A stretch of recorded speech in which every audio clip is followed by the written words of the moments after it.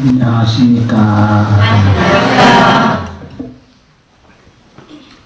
장안산은 그전에도 왔었는데요. 이번에는 성재 스님의 인연으로 오게 됐습니다. 오늘 법문은 인생과 주인, 이런 제목으로 말씀드립니다. 지금부터 30년 전에 1982년에 열반에 드신 통도사 금나감 경봉 큰 스님이 계셨는데요. 그분께서 법문을 노랫말로 지으신 게 있어요. 그 노랫말 내용이 이런 겁니다. 멍텅구리, 우리 인생 멍텅구리. 온 곳을 모르는 그 인간이 갈 곳을 어떻게 안단 말까? 온 곳도 갈 곳도 모르느라 그것 또한 멍텅구리. 올 때는 빈손에 왔으면서 갈 때에 무엇을 가져갈까? 공연한 탐욕을 부리느라 그것 또한 멍텅구리. 100년도 못 사는 그 인생이 1000년 죽지를 않을 처럼 끝없는 걱정을 하는구나. 그것 또한 멍텅구리. 세상에 학자라 하는 이들 동서의 모든 걸 안다 하되 4대 의혹을 이렇게 법문으로 하시면 이런 법문이 됩니다. 여기에 이제 4대 의혹이 이 노랫말 안에 들어있어요. 4대 의혹은 뭐냐면 인생이 어디서 왔는데 어디서 왔는지를 몰라요. 하늘에서 왔는지 땅에서 왔는지 공중에서 왔는지 어머니한테서 왔는지 아버지한테서 왔는지 오기는 왔는데 온 곳을 몰라요. 이게 첫 번째 의혹이고요. 또 어디로 갑니다. 이게 어디로 가는지 모릅니다. 이게요. 이놈의 인생이 어디로 가기는 가거든요. 근데 이게 어디로 가는지, 이게 하늘로 가는지 땅으로 가는지 바람으로 가는지 물결로 가는지 가기는 가는데 가는 곳도 모릅니다. 온 곳 갈 걸 몰라요. 이게 이제 2대 의혹이고요. 또 세 번째는 언제 갈지 몰라요. 이게요. 내일 갈지 모레 갈지 100년 후에 갈지 뭐 50년 후에 갈지 모릅니다.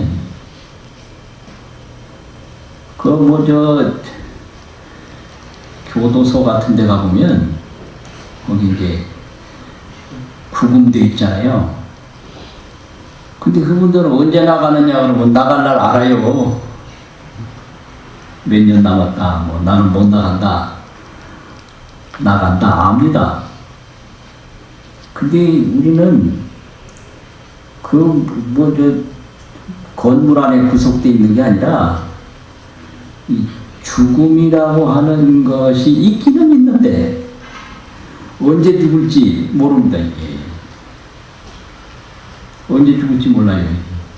그 참 이상하죠. 그게 세 번째 의혹입니다. 언제 갈지 모른다. 언제 죽을지 모르는 거죠. 아주 그냥 이게 아주 대책 없는 게 인생이에요. 이게요. 온 데도 모르고 가는 데도 모르고 언제 갈지도 모르고 참 참 희한하고 대책 없는 게 인생입니다.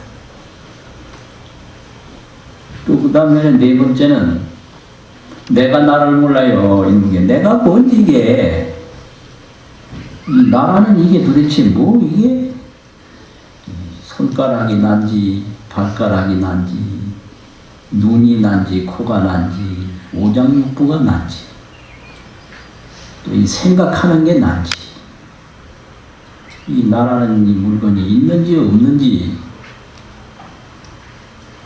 이게 도대체가 이게 내가 나를 몰라요. 이걸 4대 의혹이라고 말씀하셨어요. 그래서 이 4대 의혹을 이렇게 정리를 하면 이런 그 멍텅구리 법문이 된다. 그래서 항상 그 극락의 정봉 큰 스님은 인생에 4대 의혹이 있다. 근데 이 4대 의혹을 풀지 못하는 게 이게 멍텅구리다. 이 말씀하셨거든요.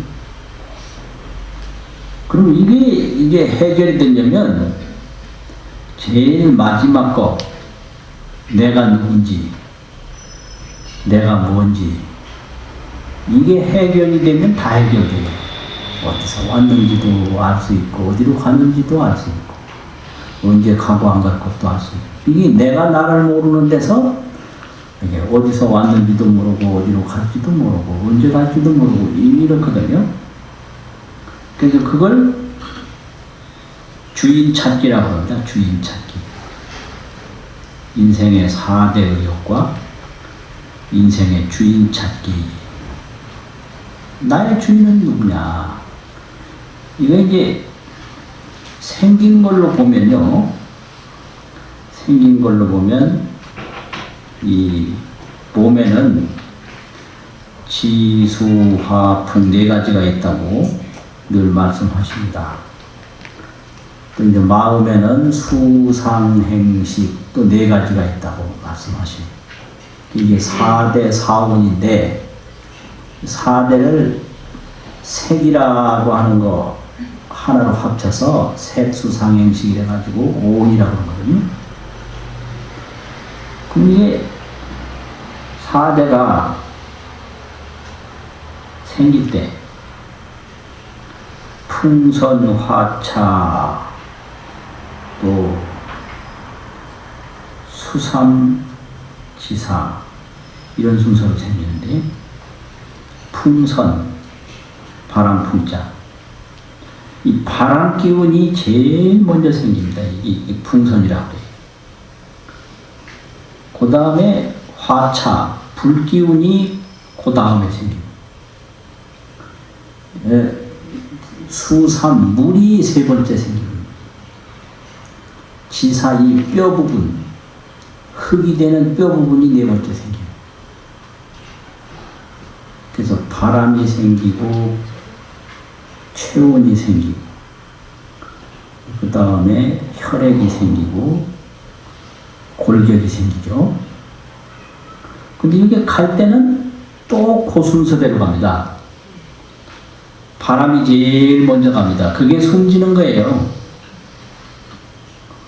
근데 이게 사람 죽는 거를 덜 이상하게 보는데 이상할 거 하나도 없는 거예요. 돌아가셨다 하면 숨진 걸 말한다. 바람만 간 거예요. 몸 4가지를 구성하고 있는 것 중에 바람 하나 간 겁니다. 그게 숨진 겁니다. 그 숨 얹었어도 체온이 남아있어요. 따뜻해요. 그럼 이게 오래 있으면 얼마가 있는지 뭐 자세히 모르는데 3시간, 10시간 이런 좀 싸늘하죠. 이게 불한 거예요. 이것이 화풍은 선거하고 불과 바람을 먼저 가버렸어요. 그걸 그 신체라고 안 하고 시체라고 합니다. 사체라고. 이 신체는 화풍이 있어요. 호흡이 있고 체온이 있어요. 근데 사체는 이게 호흡과 체온이 없는 거예요. 그게 똑같은 거예요. 호흡과 체온만 없을 뿐이지 이 신체와 사체가 다를 바가 하나도 없거든요. 그러니까 이 사체를 훼손한다든지 사체에게 잘못하면 그게 인격적으로 또 도덕적으로 굉장히 이게 문제예요. 그래서 돌아가신 사체도 살아계신 신체와 똑같이 존엄하게 상대를 해야 돼요. 그래서 의과대학에서 공부하는 애들이 첫 번째 배움이 그걸 배워야 됩니다. 그래서 이 사체와 신체는 똑같다. 그래서 못 듣는다고 해가지고 그 돌아가신 분의 그 사체의 주인에게 잘못된 말을 한다든지 그건 절대 아니거든요. 그래서 이 사체를 아주 존엄하게 인간의 이 신체와 똑같이 그렇게 대하는 것이 우리의 도덕입니다. 그래서 사체를 함부로 대하면 도덕적으로 이게 안 되는 거예요.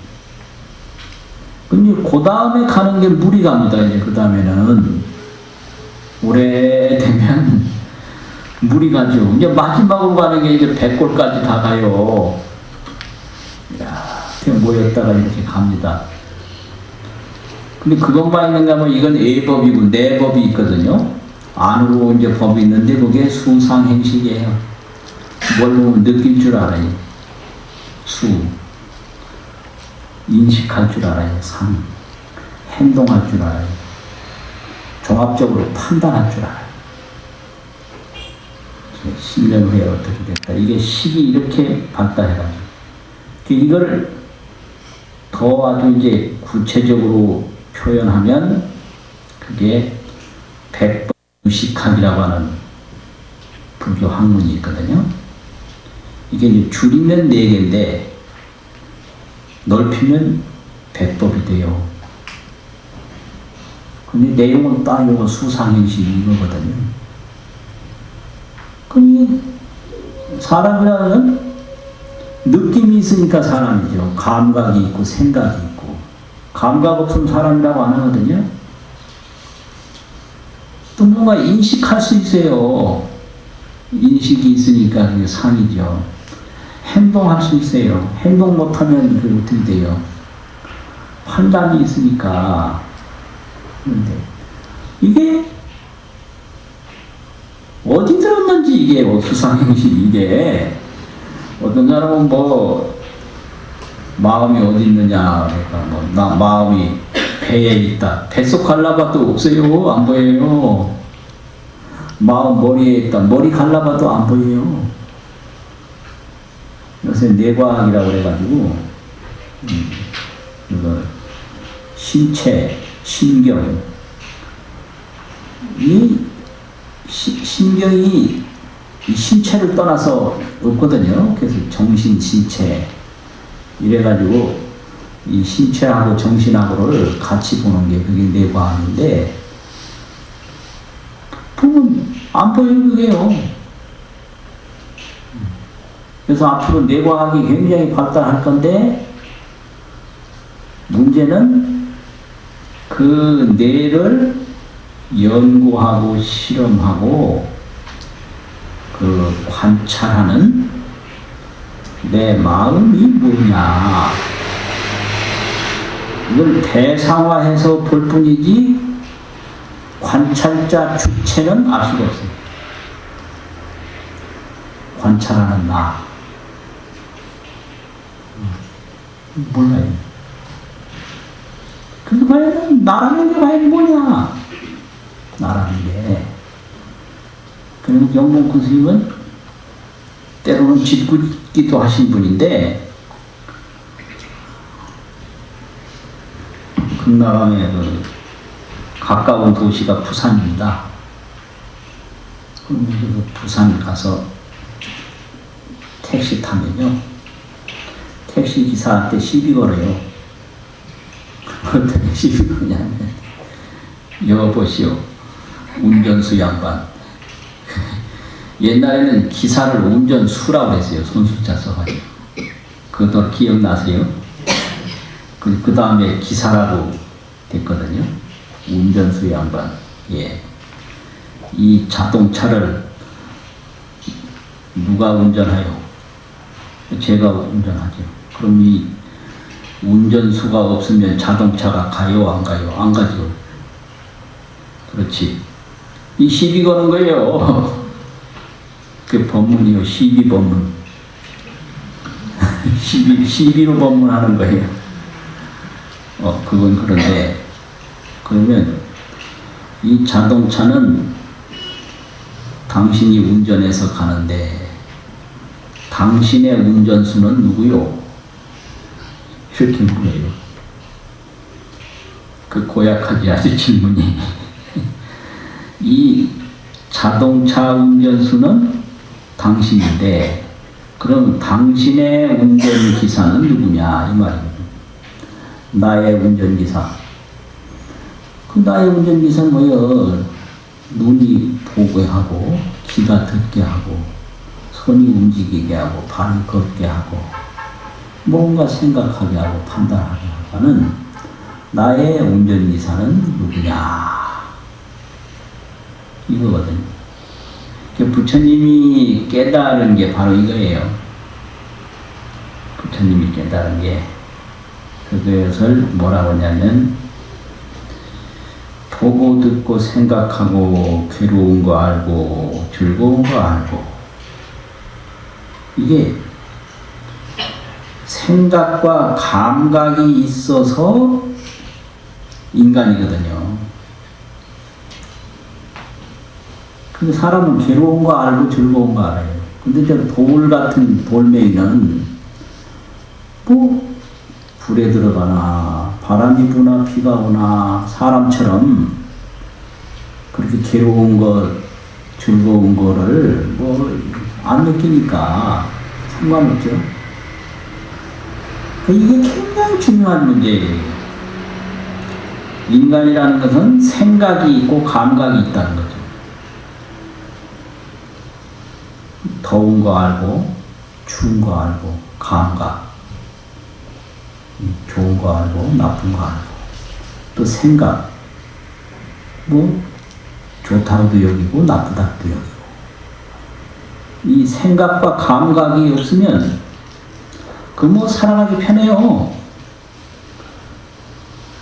이 생각과 감각이 있어서, 지나간 것도 현재처럼 느낄 수가 있고요.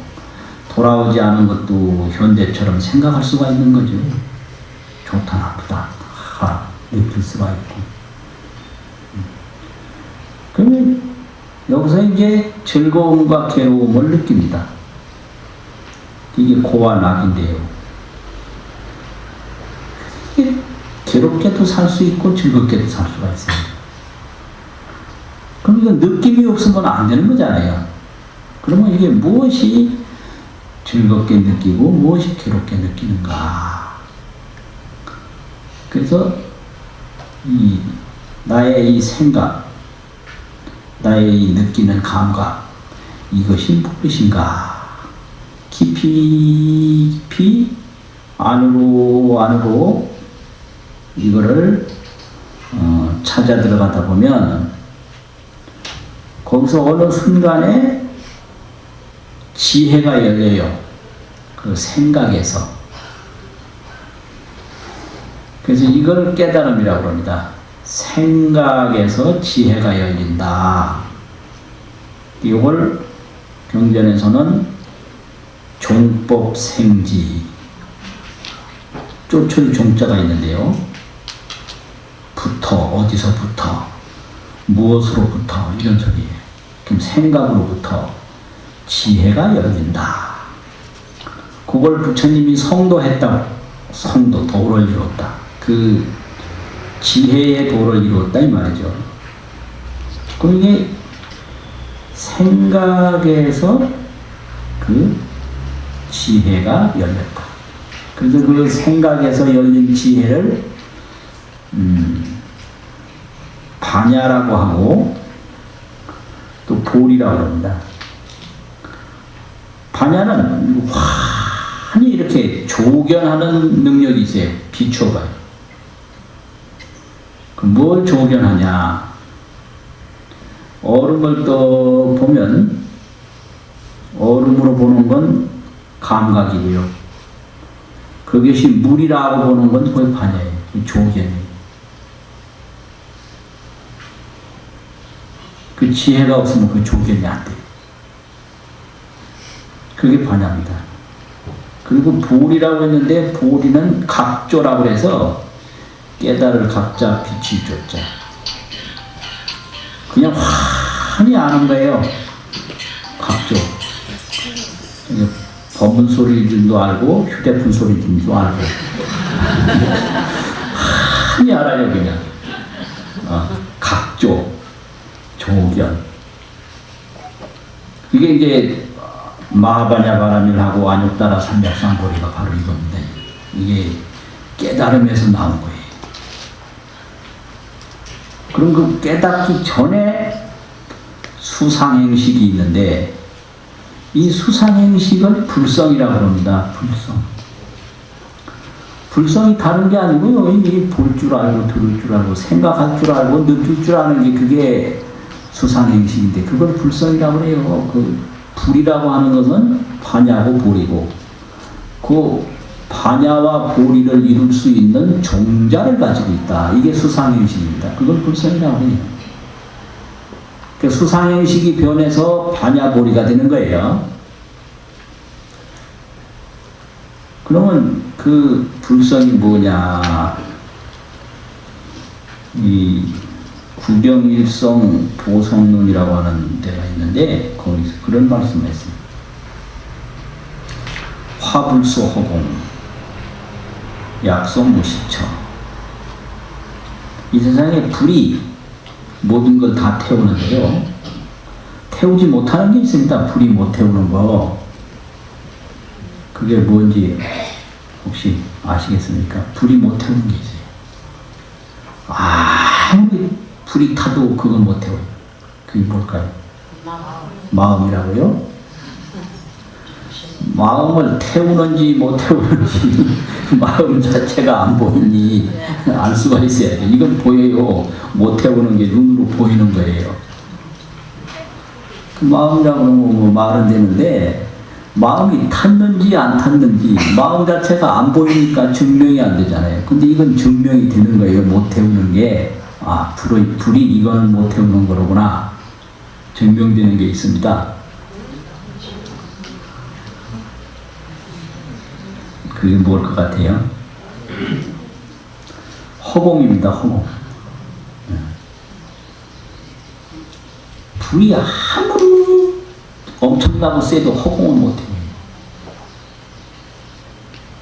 그 인정하시죠? 네. 허공은 태울 수가 없어요. 그래서 만약에 불을 계속 질러가지고 허공을 태우려고 그러면 이거 헛수고다. 불가능한 일이다 이 말이죠. 허공은 태울 수가 없는 거예요. 여시 이와 같이 노병사가 늙고 병들고 죽는 것이 불능소불성이라. 이게 불이라는 게 뭘 의미하느냐면 자 태워서 없애잖아요. 없애는 게 무상한 거잖아요. 무상. 네. 그런데 그 몸에 따라오는 무상이 노병사입니다. 늙고 병들고 죽어요. 이게 불과 같은 거죠. 이 늙음의 불이 몸을 다 태워버리고요. 병나는 불이 그냥 태워버리고 죽음의 불이 몸을 태우는데 노병사가 불능소불성이라 불성을 태우지 못한다. 이게 이제 그 구경보성론에 있는 말씀인데 불성 못 태워요. 그래서 이런 불성을 이제 이게 뭐냐고 돌이켜보면 거기서 지혜가 나와요. 이걸 반조라고 합니다. 돌이킬 반자가 있고 비춘다고 하는 조명이라고 하는 빛을 조자가 있거든요. 반조. 이게 주인 찾는 방법이에요. 그러면 이게 이제 밖으로 나가면 여기서 저기로 저기서 여기로 자꾸 옮겨 다녀요. 이거 윤회라고 그래요. 이게 좋았다가 또 다른 데 가고, 이게 밖으로 나가는 데는 절대 오래 안 있어요. 이거 아주 중요한 문제예요. 인간의 감각은 오래 가지 않는다. 감각으로 살면요 항상 옮겨 다녀요. 감각은 오래 가지 않아요. 이거 조심해야 돼요. 왜 흔히 내가 저거 하나만 가지면 죽어도 못 죽겠다고 그러잖아요. 그거 말짱 거짓말이에요. 막상 그걸 갖는 순간에 열흘도 못 가요. 그걸로 만족하는 기간이. 또 딴 걸 또 구해요. 그러면 그때는 또 그래요. 저것만 하나 가지면 죽어도 못 죽겠다. 거기 속아 넘어가면 큰일 납니다. 열흘도 못 가요. 그래서 감각은 오래 가지 않는다. 갖는 순간에 또 다른 걸 또 구하고 있어요. 그걸 윤회라고 그러거든요. 그런데 이 불성을 깨달아서 지혜광명, 보리광명이 나오면 이건 각조와 조경이 돼가지고 따라가는 게 아니라 윤회를 하는 게 아니라 해탈을 해요. 모든 이 보이고 들리는 데서 해탈을 해요. 벗어나 버리는 거예요. 그게 어떻게 해탈하느냐? 감각으로 살면 보는 대로 따라가는데, 이 반야와 보리, 반야로 조견하고 보리로 각조하면 턱 보면 인식을 하는 거와 동시에 인식은 하되 따라가진 않아요. 그래서 자제가 돼요. 그래서 이걸 무상이라고 그러는데요. 없을 무자, 형상상자. 무상이라는 것은 상을 보되 상에 안 따라가는 걸 무상이라고 해요. 어상의 이상이라 상에서 상을 여인다. 이게 뭔 말인지 참 어려운 말. 참 어렵네요. 그래서 지혜가 나오면 모든 보이고 듣는 데에서 자유로워져요. 해탈을 해요.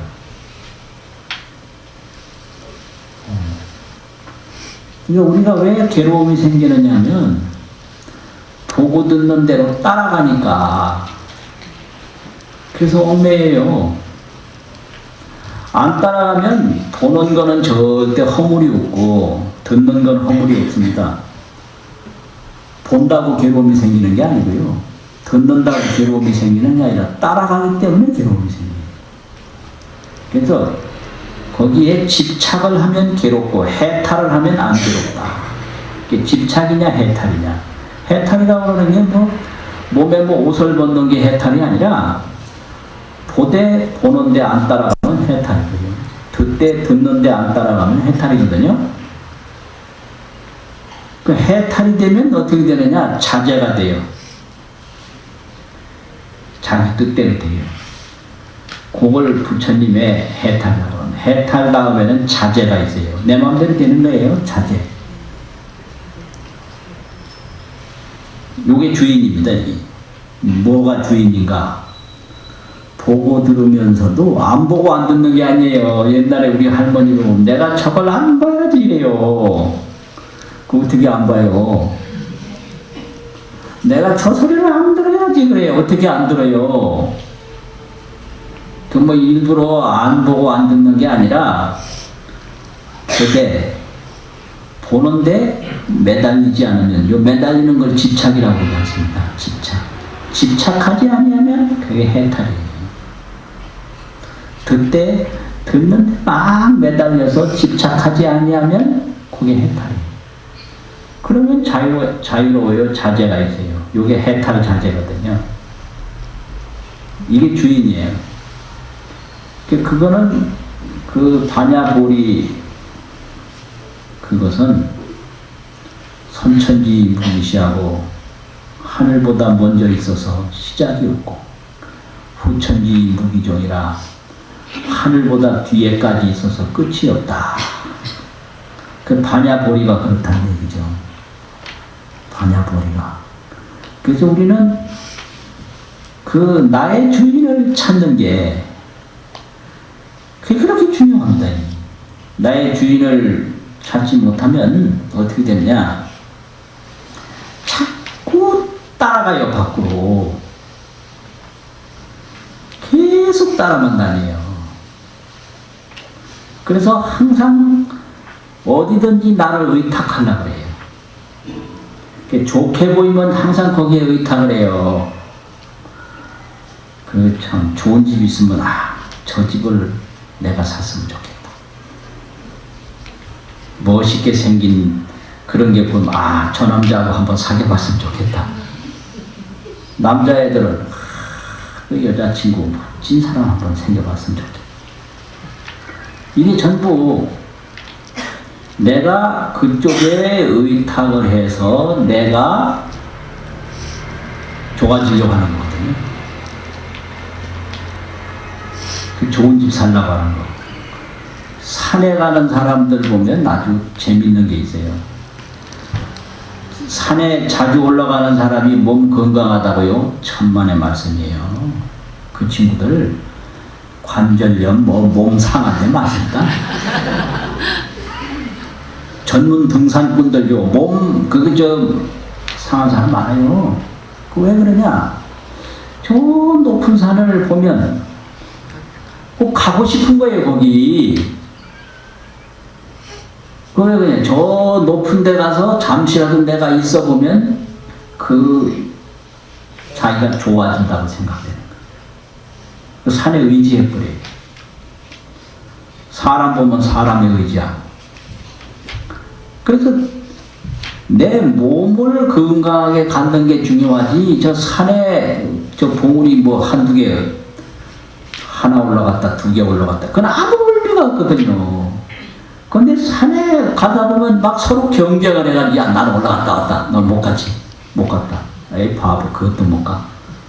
난 벌써 갔다 왔다. 그럼 화가 나는 거예요. 그 기도 쓰고 올라가다 떨어져 죽기도 하고, 다치기도 하고. 이게 중생입니다, 이게. 거기 올라가고 안 올라가는 건 아무 의미가 없고, 가장 중요한 건 내 몸을 건강하게 갖는 거예요. 근데 산에 많이 가는 사람 치고 몸을 오히려 해치는 경우가 열이면 7, 8명 정도 된다고 보면 돼요.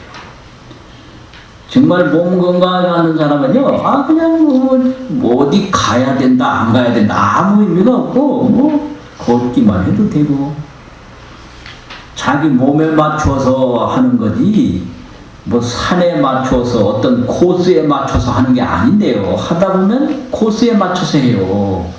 그리고 또 자랑해요. 여기 되게 좋다. 너도 빨리 와봐라. 이러지. 그 좋은 뭐예요? 그 좋은 뭐 합니까? 저 좋지. 나는 아니잖아요. 이게 이제 전도가 되는 거예요.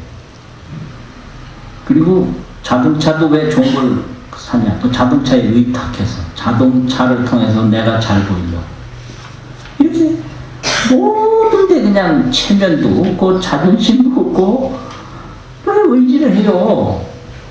어떤 사람은 안경 하나 탁 써서 잘 보이려고 하여튼 진짜라고 해.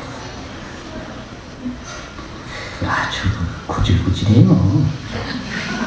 그 안경이 그게 뭔데 그걸 가지고 그래 자기를 그래 잘 보이려고 하느냐고요. 명품 들고 다닌다. 명품을 통해서 그 명품이 그딴 게 뭔데 그걸 가지고 내가 거기에 의탁해서 잘 보이려고 하느냐. 이게 아주 자존심이 없는 겁니다, 이게. 사람에 의지해서, 물건에 의지해서, 어느 장소에 의지해서 나를 돋보이려고 하는 건 정말로 이게 좀 모자라는 생각이고, 정말로 나를 찾아서 나는 누군가, 이게 이 몸도 가고 생각도 가면 내가 뭐가 남는가? 이 몸 생각 얼마 못 가거든요. 나.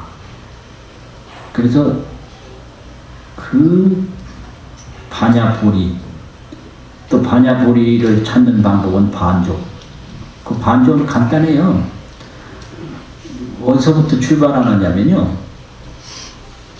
내가 무슨 말을 한다든지 뭐 행동을 할 때 자기도 모르게 하는 수가 있어요. 그럼 내가 이걸 왜 하지? 왜 하냐 이거. 여기서부터 출발합니다. 내가 막 음식이 좋다고 막 많이 먹잖아요. 그럼 내가 이걸 왜 먹냐? 좋은 음식 많이 먹을 때 왜 먹습니까? 많이 먹으면 몸 상하거든요. 몸 상하는데 먹어요. 그럼 왜냐? 우선 맛있으니까.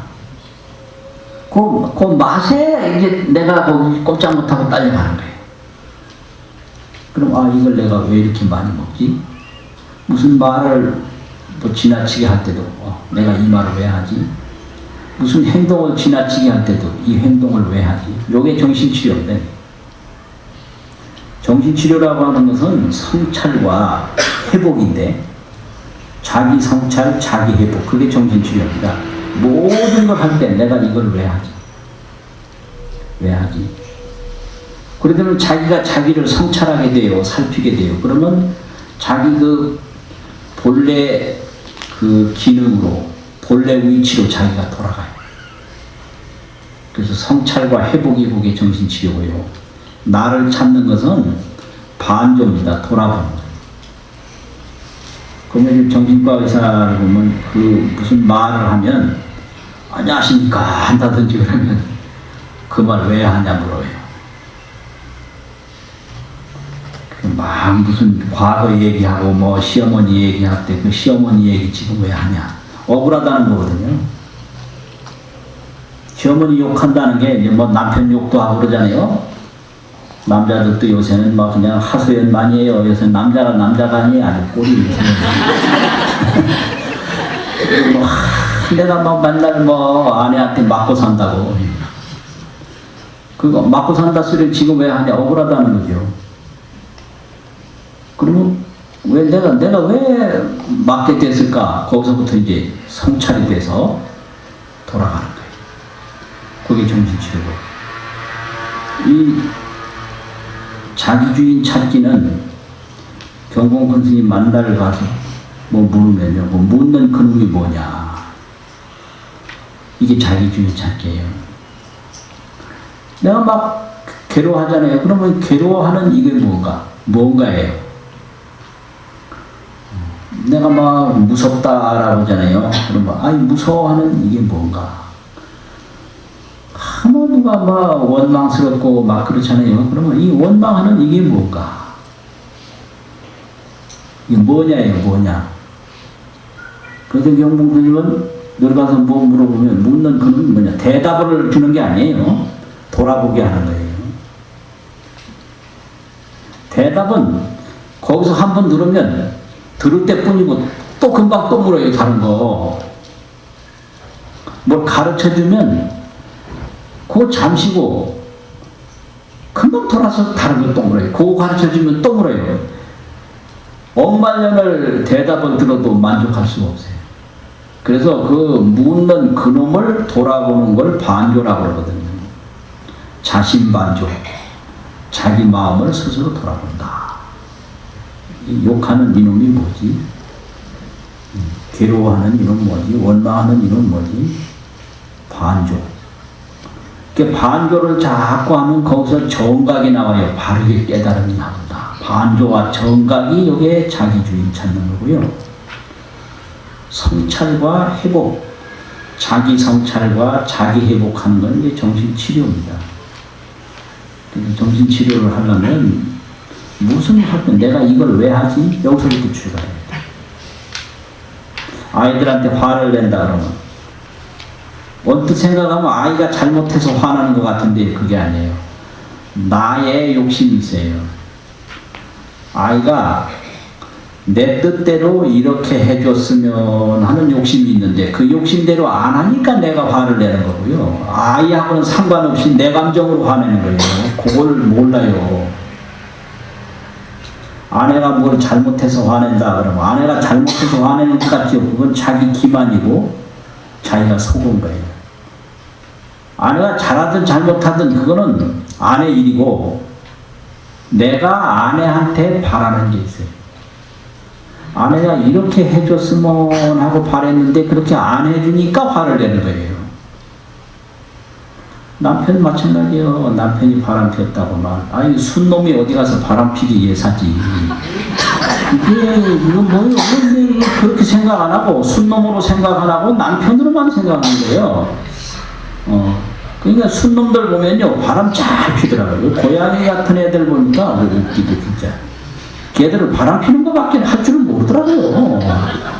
그 암놈이 새끼를 낳는데도 거들떠보지도 않고 오직 하여간 바람 피는 것밖에 없더라고. 그게 순놈 대략 그 짓을 해요.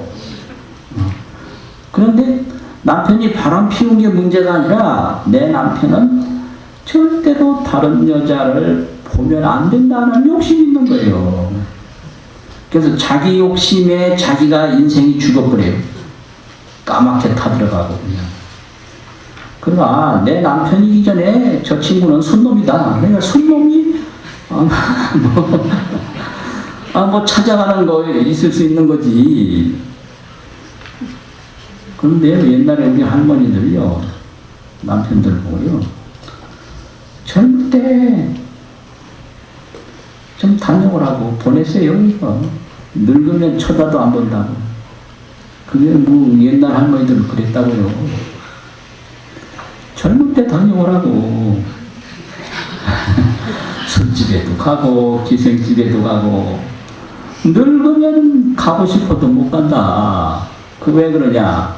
이 남자는 어디를 돌아다녀도 내 남편이라는 걸 다 알거든요. 그때는 이혼이라는 게 없었기 때문에 자기가 아무리 돌아다녀도 죽으면 나하고 같이 나란히 제사밥 얻어먹을 수밖에 없는 인간이니까 어디 다녀오든 말든 아무 상관없어요. 그렇게 믿는 거예요. 근데 요즘은 그렇지 못하거든요. 그런데 어떤 화가 나더라도 내가 이 화를 왜 내지? 왜? 그 성찰을 해야 그 문제가 풀려요. 성찰을 하지 않고는 안 풀려요. 그 성찰을 깊이 하면 자기 본래 모습으로 돌아가요. 그게 회복입니다. 인격 회복. 자기 성찰. 그게 정신이 건강한 거거든요. 이 깨달음이라고 하는 것은 반조. 생각하고 움직이고 꿈도 꾸고 잠도 자고 하는 이게 뭐냐? 자신반조. 그렇게 반조가 깊어지면 자기 불성을 바르게 깨닫는 데가 와요. 그걸 정각이라고 해요. 그 반조와 정각이 그게 이제 불교 수행이고 성찰과 회복이 그게 정신치료, 정신건강입니다. 그래서 오늘 본문은 인생과 주의 이런 내용으로 말씀을 드렸습니다. 마치겠습니다.